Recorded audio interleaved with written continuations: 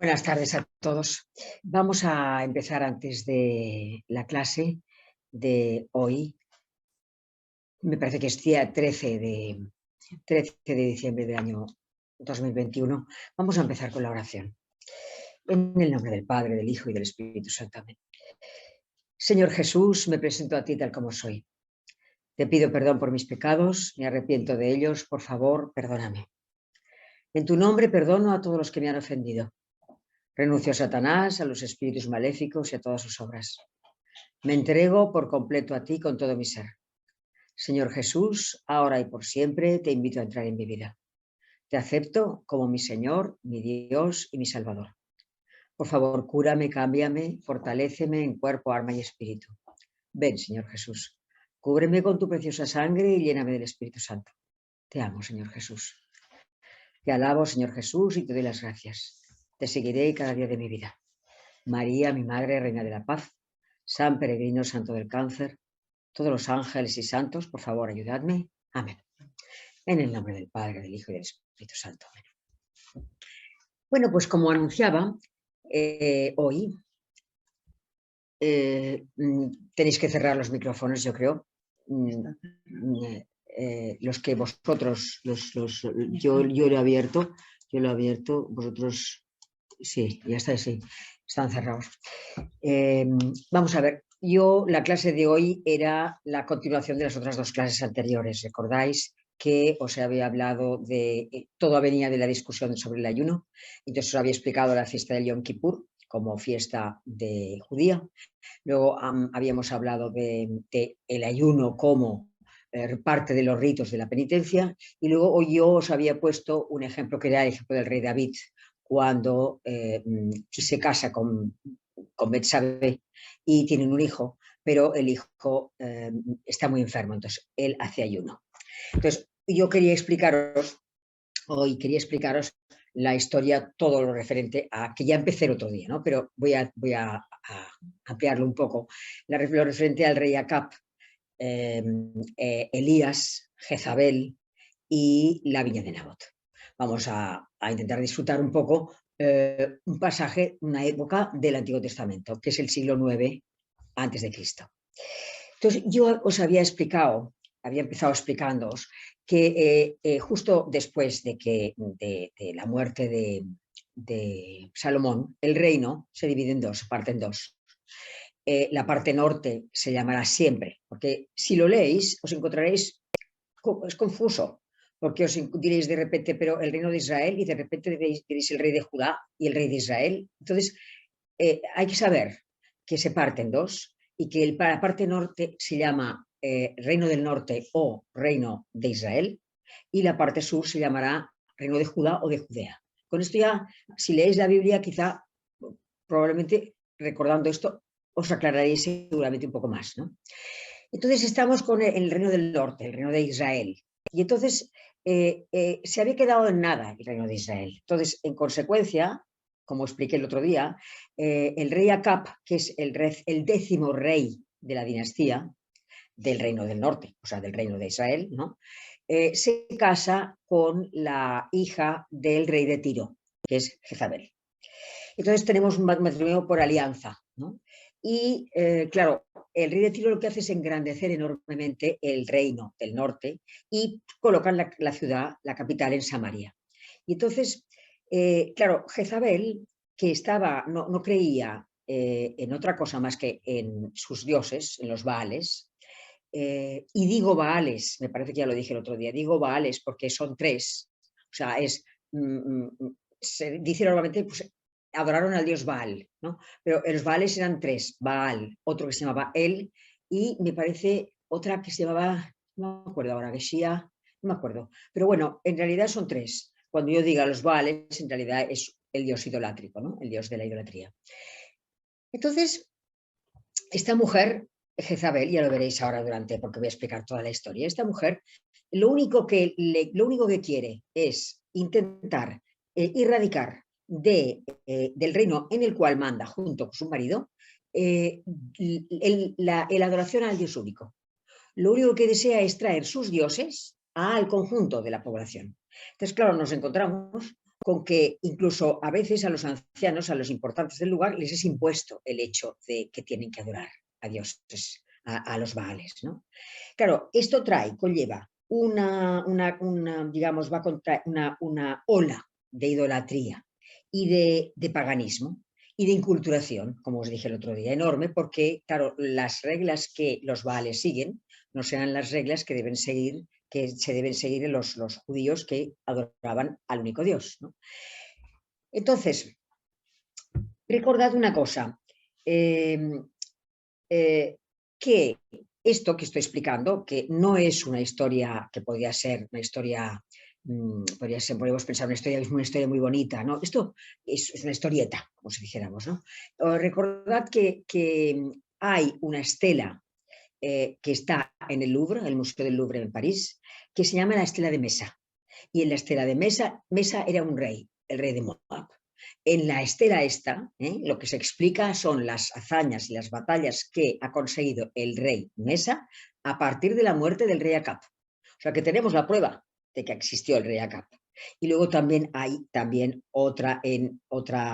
digamos, otra estela, un obelisco, de hecho, es el obelisco del rey Salmanasés, también del siglo IX, una cosa así, que está en el Museo Británico. O sea que todo esto nos hace ver claramente que lo que la Biblia dice es real, existieron estas personas. Vale, entonces seguimos. Nos encontramos en este panorama. Acab casado con Jezabel y Jezabel intentando cada vez meterse más con el país en el cual gobierna y que intenta erradicar al Dios único. Entonces nos encontramos con Elías, en un momento dado. Entonces, fijaos, Elías es un profeta, que es interesante ver 4 cosas sobre Elías. Es un profeta que es itinerante, primero de todo. Cuando digo itinerante, quiero decir que normalmente los profetas profetas ya sabéis, para los que ya me seguís siempre, es una persona que habla de parte de Dios al pueblo. Entonces, normalmente siempre está viviendo junto con el pueblo alrededor, ¿no? Con el pueblo que lo rodea. Pero concretamente Elías es un profeta itinerante, y ya lo veremos ahora a lo largo de toda la clase, porque él va moviéndose de un lado a otro del lugar en donde Dios le ha dicho que habite. En el lugar que Dios le ha dicho que habite es el reino del norte, el reino de Israel. Por lo tanto, Dios lo llamará para que actúe en un sitio, lo llamará para que actúe en otro, para que ayude al pueblo en cada momento distinto, como hacen los demás. Pero hay que notar que no está en un sitio fijo, sino que va moviéndose de un lugar a otro. Y lo veremos, según vayamos dando la clase, ¿no? Lo veremos como que es un hombre que nos parecerá duro, y nos parecerá que reprende todo el rato. Pero es que no le quedaba otra. Es que no podía hacer otra cosa, porque es que el reino en el cual Dios le ha puesto para que actúe es un reino cismático, es un reino completamente idolátrico. Entonces no le quedará otra más que actuar. Le resultará inevitable actuar como actúa. Otra cosa importante del profeta Elías es que es, digamos, es un profeta que lo veremos, es el defensor de Dios y es el defensor de los pobres, el defensor del pueblo, de la gente que no se puede defender frente al poder absoluto. Y que es el paradigma de profeta como tal. ¿En qué sentido lo digo esto? Pues ahora lo veréis. O sea, tened claro esto, que es el profeta de Dios, profeta de los pobres, y que es como el representante de todos los profetas que existen. Si vais en la transfiguración, ahora hacemos un inciso y nos vamos otra vez a Lucas, y aunque no haya puesto la cita, la transfiguración es algo muy conocido, es cuando Jesús sube al monte con 3 testigos, recordad que es Pedro, Santiago y Juan, y recordad que en la ley se establece, si no me equivoco, es en el Deuteronomio, que tiene que haber siempre 3 testigos, 2 o 3 testigos para cada cosa, para que testifiquen, se necesitan 2 o 3 personas. Entonces, Dios, Jesucristo, no elige a Natanael, no, elige concretamente a Pedro, a Santiago y a Juan, para que sean testigos de lo que va a pasar. ¿Y qué es lo que pasa? Pues que él, cuando llega al monte, se transfigura. Entonces, ¿qué ocurre allí? Que ven a Moisés y ven a Elías. Claro, nosotros cuando lo hemos leído mucho este pasaje. Bueno, no nos dice más que el momento dado en que dicen, Pedro dice, Señor, esto cómo es que, qué bien se está aquí, hagamos 3 tiendas, etcétera, ¿no? Pero es que hay mucho más. O sea, fijaos, Jesús habla con Moisés y Elías. Moisés es la ley. Es el que, la persona a la cual Dios le ha dado la ley en el siglo XIII a.C. Y Elías es el profeta del cual estamos hablando de ahora.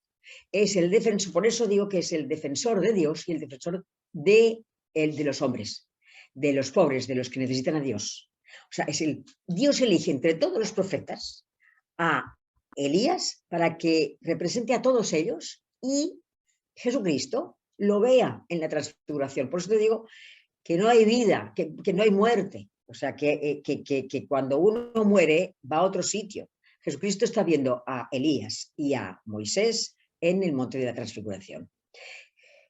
Vale, entonces, entendido esto, haciendo para que entendáis en el Nuevo Testamento la aparición de Elías, que no os olvidéis del nombre, volvemos otra vez al sitio donde estábamos, otra vez al siglo IX antes de Cristo, que es con el rey Ahab y Elías y Jezabel, y nos encontramos que, ya lo veréis ahora con lo que yo explique, que vemos otro prisma distinto del que habíamos visto hasta ahora con respecto a Dios, a Yahvé Dios, ¿no? O sea, lo habíamos visto, pues, amigo, protector, por ejemplo, cuando habla con los patriarcas, ¿eh? Y luego le da las tablas de la ley a Moisés. Aquí, veréis cómo lo explico yo, aparece como el Dios de la naturaleza, o sea, como que domina la naturaleza, que domina la creación. Es otra manera de ver a Dios, otro punto de vista de ver a Dios. Aquí Dios se manifestará, con lo que yo voy a explicar, como el Dios de la creación y el Dios de la naturaleza. Se manifestará exactamente igual cuando Jesucristo, estamos en el siglo IX a.C., pero con Jesucristo, que es Dios, también se manifestará como Dios, como rey de la naturaleza y dominante de la creación y de lo que él ha hecho, en la pesca milagrosa, por ejemplo. Cuando están pescando toda la mañana, por la mañana no se pesca, ya lo sabéis, pero el Señor dice, echad las redes y se llena de pescados. Es decir, Dios domina a la naturaleza. Y también en la tempestad, mientras el Señor está echado en la barca, Él dice que se pare la tempestad y se para la tempestad. O sea, en estos dos casos, por ejemplo, en el Nuevo Testamento vemos como el Señor es dueño de lo que ha creado. Aquí exactamente igual, lo vais a ver, ¿no? Pues entonces, vamos a ver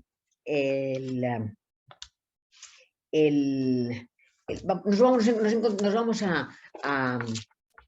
al capítulo 18, bueno, sí, al capítulo 18 del libro primero de los Reyes. Libro primero de los Reyes, capítulo 18. Ya os he explicado a Acab, que está casado con Jezabel, y entonces resulta que hay una gran hambruna, es decir, de repente una gran sequía. Entonces, claro, nos encontramos con que Acab, el rey Acab, decide que, a ver, él tiene un mayordomo que se llama Abdías, y le dice a Abdías, a ver, vamos a repartirnos, esto con mis palabras, el reino. Tú vas por un lado y yo voy por otro. Vamos a ver si encontramos un poco de agua, algo, porque si no los caballos se nos morirá el ganado. Concretamente le dice a Abdías, vete por el país, por todas las fuentes y torrentes. Tal vez encontremos hierba y vivan los caballos y mulos y no nos quedemos con el ganado exterminado. Este Abdías, que es el mayordomo, tenía un papel dificilísimo. ¿De acuerdo? Hace lo que Acab dice, se va a buscar el agua o a ver qué puede encontrar por todo el país, algún sitio para que el ganado no muera. Pero decía que tiene un país, un papel difícil, porque Abdías era, siendo mayordomo del rey Acab y viviendo con el rey Acab y en la corte con Jezabel, él creía profundamente en el único Dios. Esta es la cosa. O sea, él lo debía tener oculto, pero fijaos qué peligro corría, porque en el texto que ahora voy a leer, él dice que, concretamente, la reina Jezabel había hecho traer unos 400 o 450 profetas o personas incluso que apoyaban constantemente que habían invadido el país y que iban haciendo proselitismo en contra de el único Dios y que se tenía que creer en los vales. Entonces, la reina Jezabel lo que hacía era mataba a las personas que iban creyendo en el único Dios, que creían o que manifestaban que creían en el único Dios. ¿Y qué hacía Abdías, que vivía con ellos como mayordomo? Salvarlos. O sea, el texto, en el capítulo 18, versículo 4, dice, cuando Jezabel exterminó a los profetas de Yahvé, Abdías, que es el mayordomo, ¿no?, había tomado a 100 de ellos y los había ocultado en una cueva y los alimentó con pan y agua. O sea, digamos que hacía un doble papel. Les hacía el papel de que iba de acuerdo a Acab y a Jezabel, pero por detrás lo que hacía era defender a la gente para que no muriera a los que iban a matar Jezabel. Jezabel mandaba matar a todas las personas, como he dicho, que creían en el único Dios. Y él los esconde, Abdías los esconde en una cueva y luego en otra cueva, en 2 cuevas, y casi consigue salvar a 50 de ellos, 50 y 50. Estas cuevas, curiosamente, en la época de San Jerónimo, o sea, el siglo V después de Cristo, ya se visitaban. Es curioso. O sea, que estas cuevas ya se visitaban en la época de San Jerónimo. Pues entonces seguimos. Pero ya tenemos un poco más, ya sabemos un poco más que Jezabel había mandado de su país, se había hecho traer una cantidad de gente tremenda para apoyar la no creencia en el único Dios. Entonces, nos encontramos aquí que Dios le dice a Elías que se vaya a encontrar con el mayordomo, con Abdías. Y Abdías se encuentra con Elías y Elías le dice, es que yo quiero hablar con Acab, con el rey Acab. Pero claro, Abdías tiene un miedo terrible de morir, porque ya os he dicho que todo el mundo está peligrando, porque todos los que creen en el único Dios, y especialmente Elías, que saben que es un profeta de mucha fuerza. Elías se iba escondiendo por sitios para que no lo encontraran. Entonces, cuando Elías se encuentra con el mayordomo de Acab y le dice que quiere verle, Abdías se asusta porque él sabe perfectamente que el rey Acab ha ido por otros pueblos, ha ido buscando a Elías y como ha visto que la gente de los pueblos no le decían dónde estaba, se enfadaba muchísimo e incluso hacía cosas que no tenía que hacer.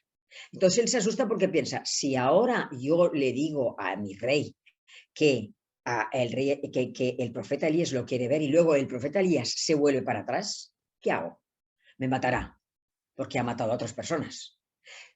Pero finalmente concede a Elías la posibilidad de presentarle al rey y lo presenta. Y entonces nos encontramos en el capítulo 18 de Primera de Reyes y el versículo 16. Y entonces, como dice el texto, Abdías, mayordomo, ¿no?, fue al encuentro de Ahab y le dio aviso. Dice que Elías lo quiere ver. Y entonces, ¿qué dice Elías? Perdón, Ahab. Lo primero que le dice ¿cómo se llama este? A Elías es, ¿eres tú ruina de Israel? O sea, así lo trata. ¿Eres tú ruina de Israel? O sea, le dice, ¿eres tú el que has causado toda la sequía de la cual estamos sufriendo? Y Elías, con la fuerza que le da el Espíritu, con una decisión y superioridad enorme que le da el hecho de que está en la verdad, le contesta así de tajante. Le dice, no soy yo quien ha arruinado a Israel, sino tú y la casa de tu padre, por abandonar los mandatos de Yahvé y seguir a los Baales. Y entonces le dice, ahora vamos a hacer una cosa, dice, vamos a subir todos al Monte Carmelo, o sea, di al pueblo, rey Acab, dile al pueblo que suba al Monte Carmelo y yo me voy a enfrentar a los 450 profetas que ha traído Jezabel de su país. O sea, voy a ser yo frente a los 450 profetas, dice el texto. Pero ahora haz un llamamiento y reúne en torno a mí todo Israel en el Monte Carmelo. Y especialmente, dice el texto, a los 450 profetas de Baal que comen a la mesa de Jezabel. Es decir, que están pagados por Jezabel, que comen a la mesa de Jezabel. Voy entresacando lo importante de todo el asunto para que veáis un poco cómo es Jezabel, Acab y Elías, ¿no? Entonces les propone lo siguiente. Ahora nos encontraremos con lo siguiente, que es que Elías dice, vamos a ver, haced, digamos, vamos a coger dos novillos y debajo del novillo y lo ofreceremos a Dios. Y debajo del novillo pondremos la leña, pero no la encenderemos. Entonces, yo tengo un novillo preparado, vosotros tened el altar con otro novillo preparado, y y invocaremos, vosotros invocaréis a los Baales y yo invocaré al único Dios. Si el Dios mío es el que enciende el fuego, será el único Dios. Si es el vuestro, será que yo me equivoco y el Dios Baal tiene razón. O sea que tiene razón, que es el verdadero Dios. O sea, digamos que todo viene la idea sería que para alcanzar la lluvia, o sea, el don de que acabe la sequía, la hambruna, para alcanzar la lluvia, ¿no? Habría que acabar con la idolatría. Esto por un lado. Y otra cosa que tiene que quedar claro antes de que yo siga hablando es que lo que se va a dirimir aquí, en el Monte Carmelo, no es que cuál de los dos dioses, si Baal o el Dios único, es el más fuerte, sino cuál es el verdadero Dios. Entonces, entendido esto, empieza, es Elías frente a todos los demás, a los 400 y pico profetas pagados por Jezabel. Entonces, él dice que empiecen ellos. Y entonces empiezan ellos a invocar a los Baales para que manden fuego del cielo y de esta manera determinar que son ellos los únicos dioses. Les da de la mañana al mediodía. Y no os cuento lo que hacen todas estas personas invocándose. Y caen en un verdadero trance. O sea, digamos que, fijaos que dice el texto del capítulo 18, versículo 28. Esto es de entre la mañana y el mediodía. Gritaron con voz más fuerte, haciéndose incisiones, según su costumbre, con cuchillos y lancetas, hasta chorrear la sangre por sus cuerpos. O sea que caían en trance, se ponían de espaldas, daban vueltas, caían de rodillas, hacían mucho ruido, invocaban al Dios, a sus dioses de la forma en que los invocaban en Tiro, porque de allí venían, ¿no? La antigua Fenicia. Fijaos que no consiguen nada. Y entonces, en medio de esto, como no consiguen nada, Elías se burla de ellos. ¿Y qué les dice? Les dice en el versículo 27. Elías se puso a burlarse de ellos y decía, gritad con voz más fuerte, porque él es Dios, pero tendrá algún negocio. ¿Le habrá ocurrido algo? ¿O estará en camino? ¿O tal vez esté dormido? O sea, estas cuatro cosas que parece que dices, bueno, es una frase, tiene mucho más detrás, porque resulta que la gente que creía en los Baales creían que los Baales eran los que habían establecido la púrpura, los que habían creado la púrpura. Los que creían que ellos habían sido las naves, o sea, habían creado las naves. Y es más, cuando aquí dice, o tal vez esté dormido, es interesante porque vamos a ver, cuando el hecho de despertar en Tiro, en la Fenicia antigua, el hecho de despertar al Baal dormido requería toda una parafernalia enorme que era hecha por sacerdotes precisos, o sea, por sacerdotes que eran preferentemente elegidos. O sea, cuando él dice, a lo mejor está haciendo negocios, claro, está haciendo negocios con la púrpura o con las naves, o a lo mejor está dormido, que sepáis que dormido no lo dice por decir, lo dice porque había un rito especialmente indicado para despertar al Baal. Vale, entonces, fijaos que Elías, bueno, con todo lo que os he explicado, ¿no? O sea, ha hablado al pueblo, ¿no? Y les reprocha lo que os he dicho antes, dice, no, vamos a hacer todo esto, les reprocha la conducta sincretista que tienen ellos.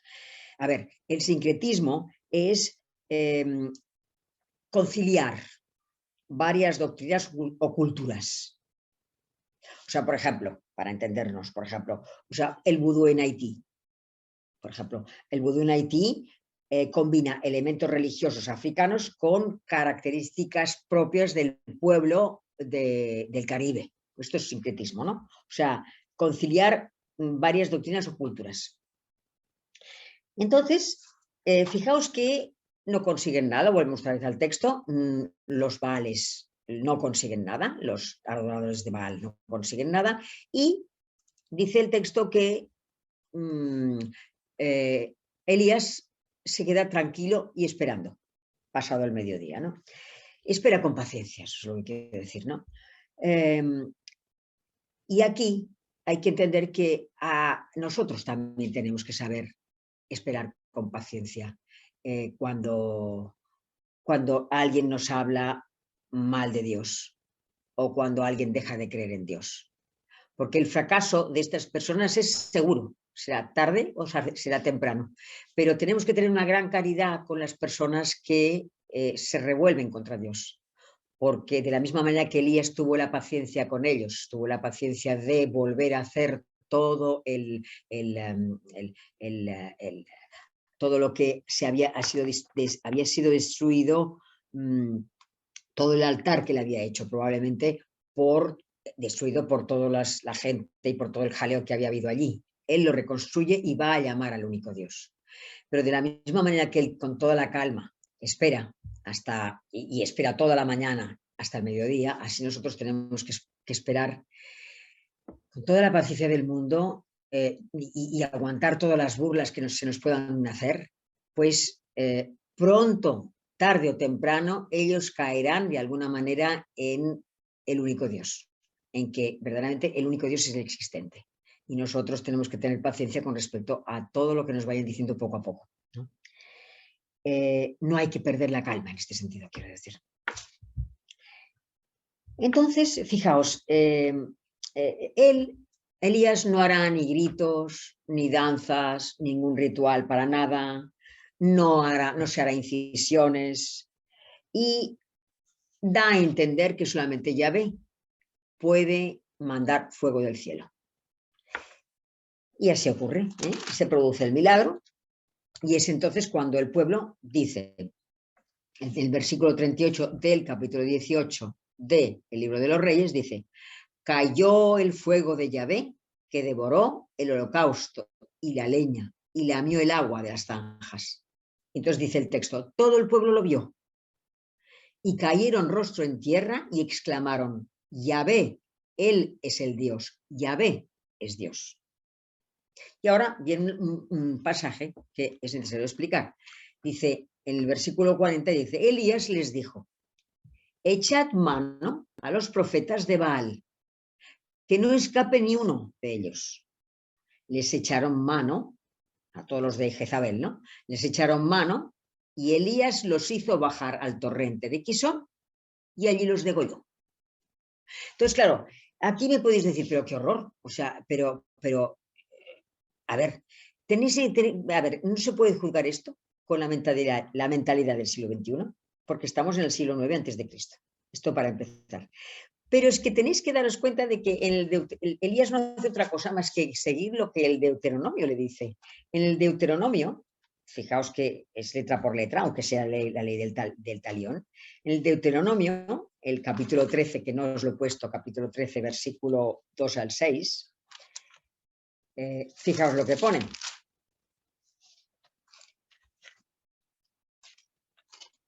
Mira, como cosa importantísima, lo que se trata es de preservar que no haya mezclas, que siempre se trata de preservar que exista siempre un único Dios. Y el texto te dice, Deuteronomio capítulo 13, versículo 2, si surge en medio de ti un profeta y te ofrece una señal o un prodigio y llega a realizarse la señal o el prodigio y te dice, vamos detrás de otros dioses a servirles, no escucharás las palabras de ese profeta o ese vidente en sueños. Evidentemente, nosotros sabemos que Satanás puede hacer exactamente igual, puede hacer milagros y prodigios. Pero ya en el siglo XIII a.C., cuando se escribió el Deuteronomio, ya estaba establecido esto, que no se hiciese caso de profetas que no predicaban al único Dios. Y sigue diciendo, dice, es que Yahvé, vuestro Dios, os pone a prueba. A ver si esto no se puede trasladar a hoy, ¿no? Es que Yahvé, vuestro Dios, os pone a prueba para saber si verdaderamente amáis a Yahvé, vuestro Dios. A Yahvé, vuestro Dios, seguiréis y a él temeréis y guardaréis sus mandamientos. Ese profeta deberá morir por haber predicado la rebelión contra Yahvé, tu Dios. O sea, cuando Elías hace esto, está apoyándose en este capítulo del Deuteronomio. También en otro momento, en el Deuteronomio, también en el versículo 18, hay un momento dado, 18-20 para la gente que lo quiera apuntar, ¿no? Que dice, sí, otra vez lo mismo, pero en otro momento.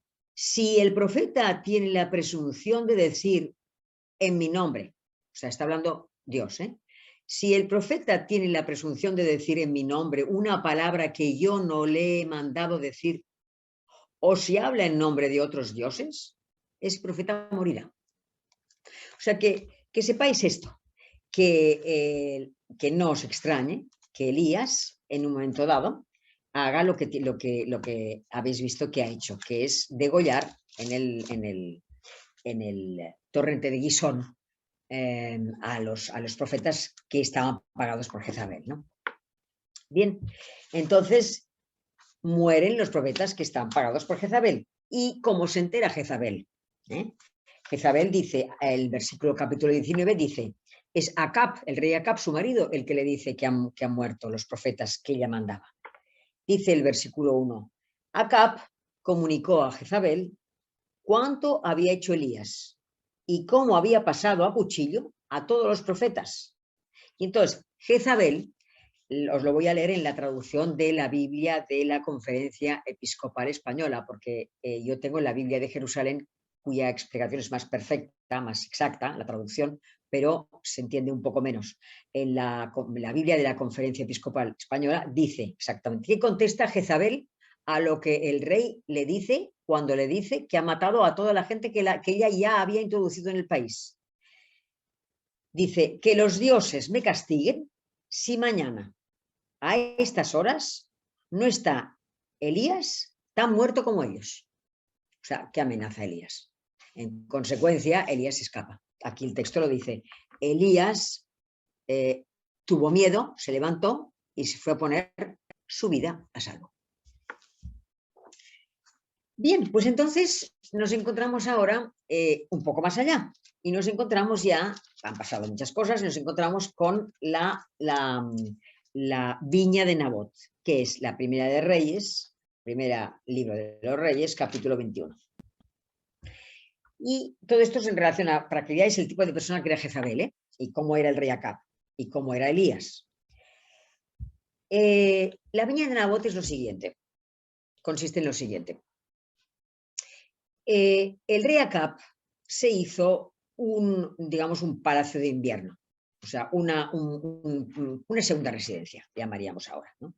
Y se la hizo en un lugar muy agradable, es un lugar que probablemente debía tener, donde había mucha vegetación, con muy buen clima, ¿eh?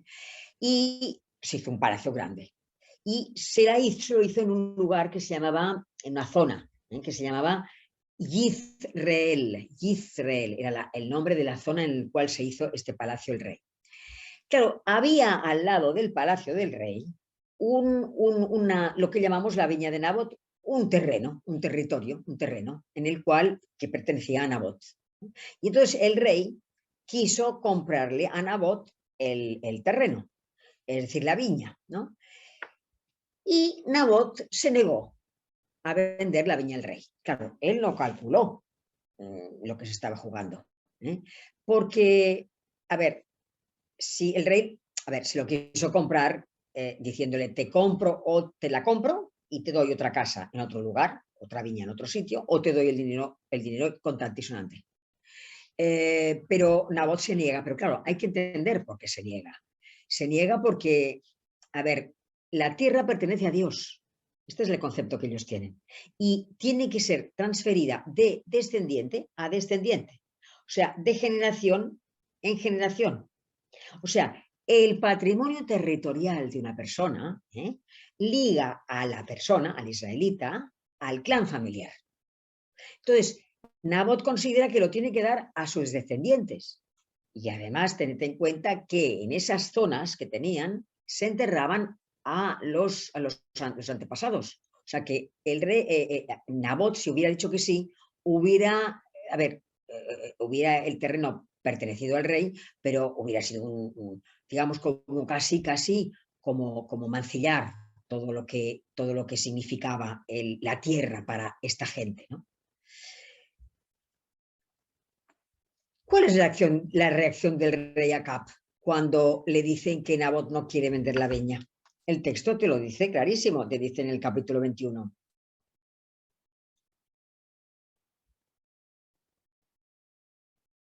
Acab se postró en su lecho, volvió la cara y no comió alimento alguno. O sea, se puso de muy mal humor. O sea, de muy mal humor. O sea, él se comporta como un niño. Se vuelve para atrás y dice, bueno, es que no quiero saber nada. Me llevan la contraria.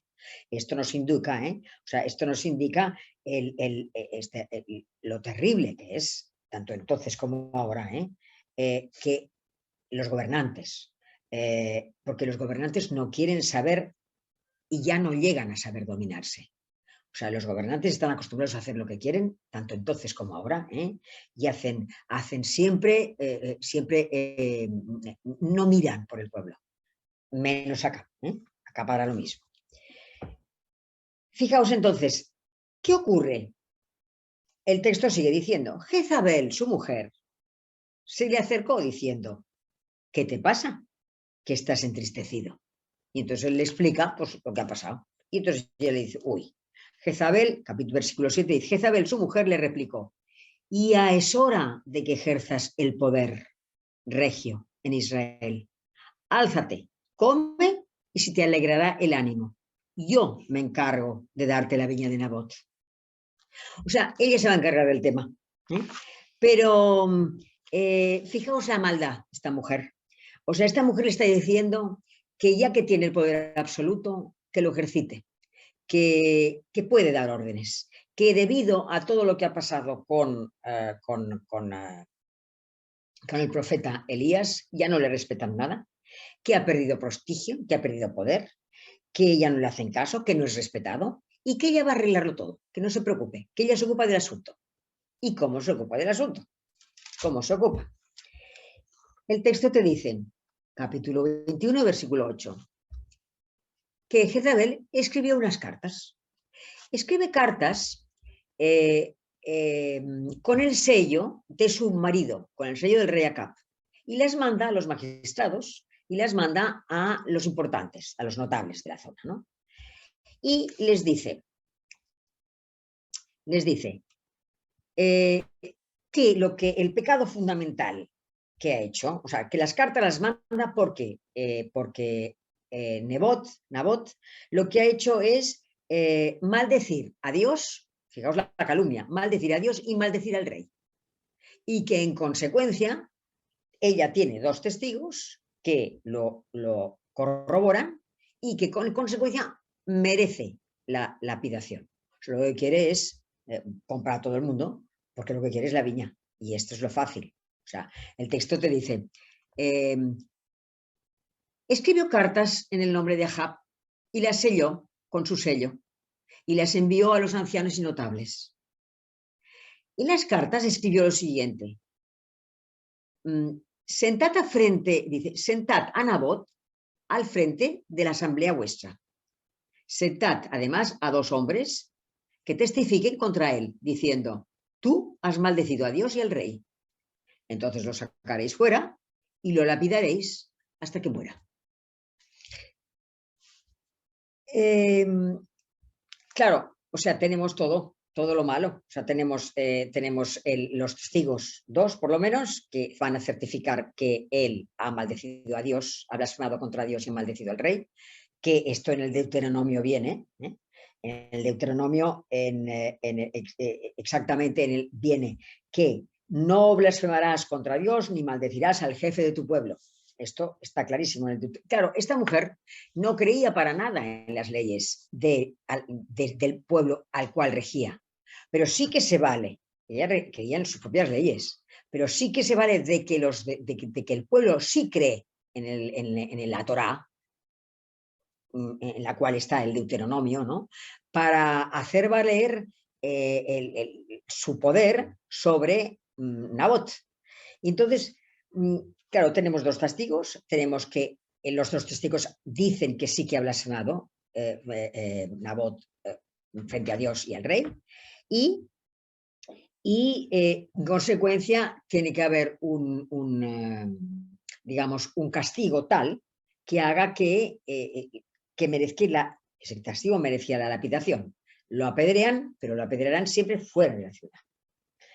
Y efectivamente se ejecuta en el Levítico, se ejecuta a Nabot por lapidación. Fijaos aquí, ahora aquí entonces viene lo del ayuno. Dice, ¿qué ocurría? Dice el texto, en el versículo 9 dice que se proclamó un ayuno, ¿no? Y con el ayuno vino una asamblea, que por eso os estoy explicando esto. Esto venía de que yo quería explicaros un ejemplo de ayuno, ¿no? Dentro del Antiguo Testamento, en el siglo IX a.C., ¿no? O sea, lo que se hacía era, a ver, cuando ocurría digamos, un problema de este tipo, cuando ocurría algo que podía afectar a toda la comunidad de la zona, en ese caso no solamente Nabot vivía, ya os he dicho que vivía en este sitio que se llamaba, Jezrael,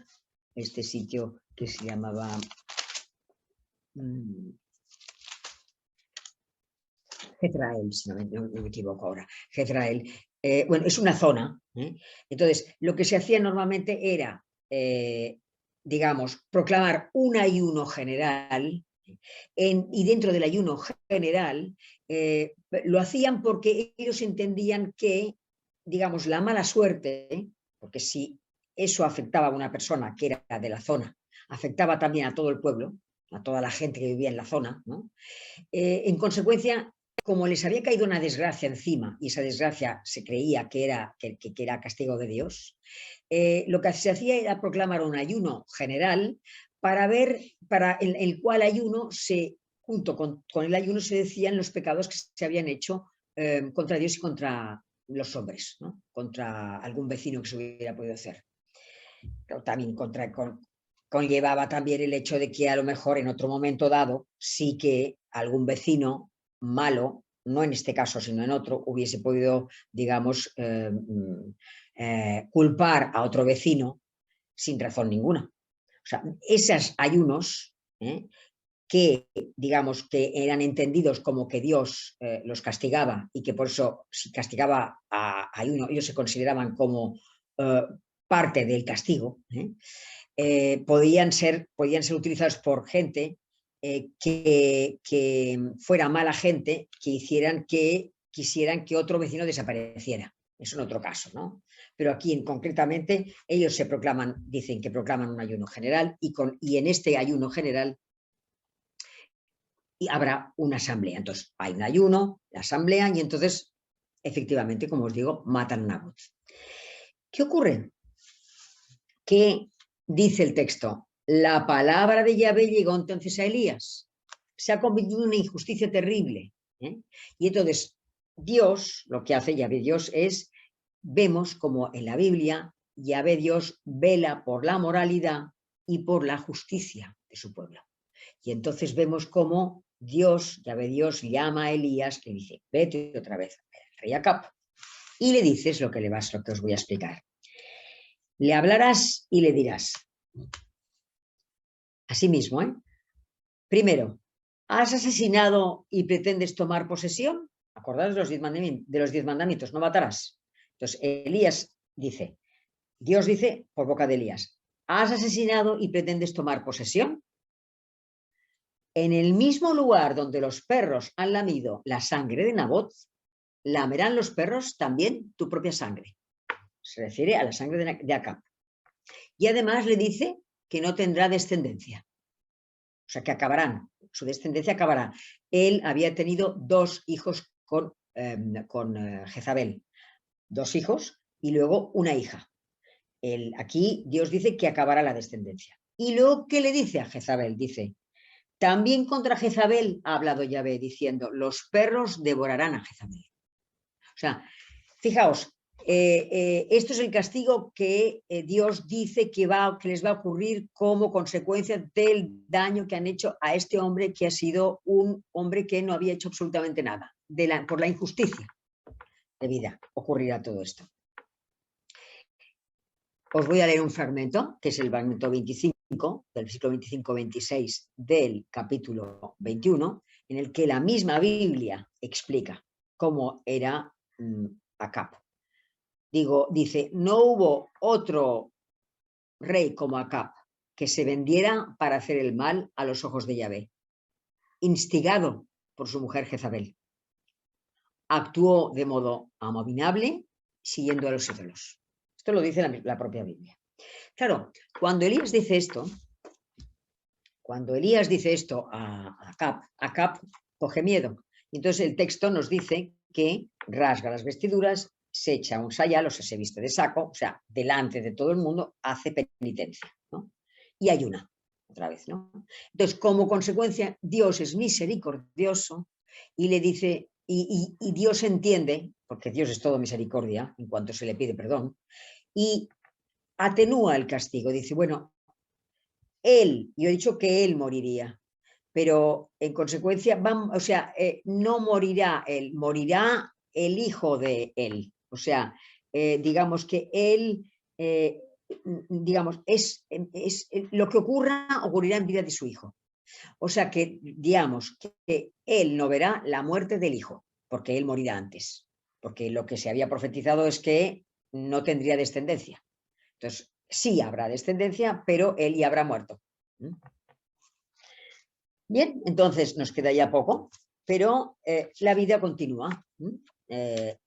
Pasan unas cosas y entonces, resumiendo mucho, hay un momento dado en que el rey Acab sigue viviendo en el reino de Israel con su mujer Jezabel y el reino del sur, o sea, lo que llamamos el reino de Judá, en el reino de Judá manda Josafat.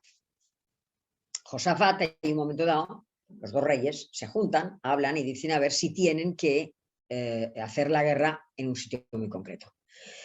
Y, a ver, Acab es partidario de la guerra y pregunta a los profetas que están pagados por Jezabel. Esto os da una idea de cómo de hasta qué punto se había degradado la fe en Israel, ¿no? Porque estos profetas, estas personas que tenía él siempre alrededor, le decían todo el rato cosas agradables. Él no quería oír cosas desagradables, pues las personas que le tenían alrededor estaban siempre diciendo cosas agradables, cosas que le gustaran a él. Y una de las cosas que le dicen es que sí que gana la guerra. Pero Josafat, que es el reino del sur, le dice, yo no me fío, yo quiero a un profeta que me diga la verdad, a uno, voy a consultar a uno. y el profeta que consulta es Miqueas, no Elías. En este caso es Miqueas, que es contemporáneo de Elías, del siglo IX a.C. Y Miqueas le dice que no ganarán. A pesar de todo, se enfrentan en la guerra, van a la guerra y muere el rey Acab. Le sustituye su hijo, que se llama Josías. Josías es igual que el padre. Josías esto ofende muchísimo a Dios porque sigue creyendo en los Baales. Y finalmente Josías muere también en la guerra y le sustituye el segundo hijo, que es Joram, ¿no? Y entonces vamos al segundo libro de los Reyes, el capítulo 9. Capítulo 9. Y ya acabo, pero es para saber cómo acaba la historia de Jezabel, cómo muere Jezabel, ¿no? En un momento dado, el profeta hay un profeta que elige a Jehú como rey del sur, o sea, como rey de Judea. Y entonces va a hablar con el hijo del rey Acab, que queda vivo, que es Jorán. Entonces se enfrenta con él, habla con él, y el profeta, el rey Jorán, que es el hijo del rey Acab, le dice: ¿vienes en son de paz, Jehú? Y fijaos, el texto hablando de Jezabel, Jehú dice: ¿qué paz puede haber mientras continúen las prostituciones de tu madre Jezabel y sus muchas hechicerías? Fijaos, o sea, en esta frase ya nos dicen, este versículo nos están diciendo que era una hechicera, que era supersticiosa, que seguía llevando todo, que seguía adorando a los Baales, que no se había convertido al único Dios, que probablemente había ritos de prostitución adorando a los Baales. Y entonces es cuando Jehú, mata a Jorán. Entonces, Jehú va directamente, estamos en la zona de Jizreel, donde murió Nabot, va directamente a ver a Jezabel. Y Jezabel, dice el texto, capítulo 9 de Segunda Reyes, versículo 30. Jehú fue a Jizreel. Nada más enterarse, Jezabel se alcoholó los ojos con antimonio, se adornó la cabeza y se asomó al balcón. O sea, lo que quiere decir es que se vistió bien, se pintó, se arregló y como reina regente que era, se presentó delante, en el balcón. Y, o sea, mantuvo su dignidad de reina, ¿no? Aparece frente al que le va a atacar con los mejores adornos, ¿no? Entonces, dice, ella se presenta en el balcón y el texto te dice en el versículo 32, Jehú alzó la vista hacia el balcón y preguntó: ¿quién está conmigo? O sea, como diciendo, los que estáis con Jezabel, ¿estáis conmigo o con Jezabel? Dice, 2 o 3 eunucos miraron hacia Jehú y él entonces les ordenó, desde abajo, ¿no? Les ordenó, arrojadla abajo, o sea, tiradla por la ventana. Ellos la arrojaron y su sangre salpicó las murallas y los caballos, que la pisotearon. Luego Jehú entró, comió y bebió. O sea, no se preocupó nada, la dejaron allí, tirada. Y entonces, después de esto, después de comer, ¿no? Él se compadece de Jezabel y dice: atendedla, atended a esta maldita, porque después de todo es reina, enterradla, porque es una reina. Pero cuando la van a enterrar, se encuentran que nada más está el cráneo, las palmas de las manos y los pies. Y se cumplió la palabra de Yahvé, que dijo: en el campo de Jezabel, en el campo de Jizreel, comerán los perros la carne de Jezabel. El cadáver de Jezabel será como estiércol sobre la superficie. O sea que Jezabel murió privada de sepultura, devorada por los perros, por lo menos lamida por los perros, abandonada en el campo aquel, y desfigurada, tan desfigurada que nadie podía decir quién era Jezabel, porque se encontró el cráneo, solamente el cráneo y las manos, ¿no? Y esta es la historia de lo que os quería contar hoy. O sea, que veáis que realmente, pues, cómo fue Acab, el rey Acab, cómo murió este rey, cómo se dejó dominar por esta mujer, qué poca fuerza tenía, qué poco interés, qué poca fe. No creía en la fe de sus padres, que era la fe del único Dios, pues se dejó dominar. ¿Cómo era Jezabel, que verdaderamente podía haber, digamos, adaptado, se hubiera podido adaptar a su marido y seguir la fe del único Dios, o si no hubiera querido, como muchas mujeres, hacerlo aparte de ella, y en cambio, como muchas mujeres de Salomón, como os dije el otro día, hizo que, así como esta, mandaba matar directamente. Las mujeres de Salomón le pedían a Salomón que hicieran templos en la misma Jerusalén a los dioses extraños, pero es que esta mataba directamente a las personas. ¿Cómo era Jezabel? Aquí te explica las hechicerías, las prostituciones que hacía Jezabel y cómo murió la forma y cómo era Elías, la fuerza de Elías, que en un momento dado también se enfrentará con el primer hijo, que es Ococías, el sustituto del rey Ahab. El que le sustituye es Ococías y cuando muere es Jorán, porque hay un momento dado también que Josías está enfermo, se cae de un sitio y se queda muy mal herido y va a los Baales y pregunta, pero Dios manda o sea, se queda mal herido y piensa, ¿me voy a morir o no? Esto Ococías, el que sustituye al rey Acab. Y entonces manda emisarios a los Baales para que le digan los emisarios si, de parte de los Baales, si va a sobrevivir o no. Entonces, Dios manda a Elías que se presente a estos emisarios y que les diga que en lugar de preguntar a los Baales, que pregunte al Dios único. Y el Dios único le dice que morirá. Esa fue la forma de morir del rey Ococías. El rey Ococías cayó y murió. Y le sustituye el rey Jorán, como os he explicado. Y el rey Jorán le sustituye Jehu. Bueno, pues esto era la explicación de hoy. Son las 8.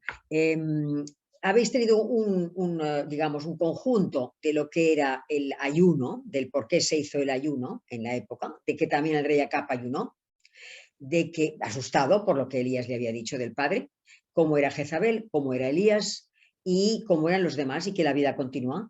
Pero por lo menos hemos visto todo un fresco, todo un panorama del siglo IX antes de Cristo, aprovechando que hablaba del ayuno. Entonces, justo después de las vacaciones, empezaremos donde estos 4 clases que han sido como un paréntesis, ¿no? Hablaremos de la discusión sobre el ayuno y sobre lo que dice Jesús con respecto a esta discusión sobre el ayuno. Bueno, pues entonces, si os ha gustado la clase, pues podéis recomendar la clase, podéis decir, yo creo que se me puede encontrar, si no me equivoco, en las personas que se quieren apuntar, en los que deseen suscribirse, en un sitio que se llama Taller Bíblico para Principiantes, católico, y una vez se ponga esto, hay que subir a YouTube, o sea, suscribirse a este taller bíblico para principiantes. Y luego tenéis que poner en YouTube, tranquilamente, ponéis arriba, después de haberos suscrito, poner la Sagrada Escritura en profundidad. Entonces aparezco yo, porque es que estoy en una página compartida. Entonces, claro, es difícil encontrarme. Pero bueno, os deseo a todos felices fiestas y ahora voy a parar la grabación por si alguno de vosotros quiere hacerme alguna pregunta. Pero antes vamos a rezar una salve. En el nombre del Padre, del Hijo y del Espíritu Santo. Dios te salve, Reina y Madre de misericordia, vida, dulzura, esperanza nuestra, Dios te salve. A ti aclamamos los desterrados hijos de Eva, a ti suspiramos gimiendo y llorando en este valle de lágrimas. Ea pues, Señora, abogada nuestra, vuelve a nosotros esos tus ojos misericordiosos. Después de este destierro, muéstranos a Jesús, fruto bendito de tu vientre. Oh clementísima, oh piadosa, oh dulce Virgen María. Ruega por nosotros, Santa Madre de Dios, para que seamos dignos de alcanzar y gozar las promesas de nuestro Señor Jesucristo. Amén. En el nombre del Padre, del Hijo y del Espíritu Santo. Nos vemos el próximo día, que será a principios de enero. El próximo lunes, después de Reyes. Hasta enero, si Dios quiere. Y feliz año, feliz Navidad, feliz año. Feliz Navidad, feliz año. Muchas gracias. Adiós. Bueno.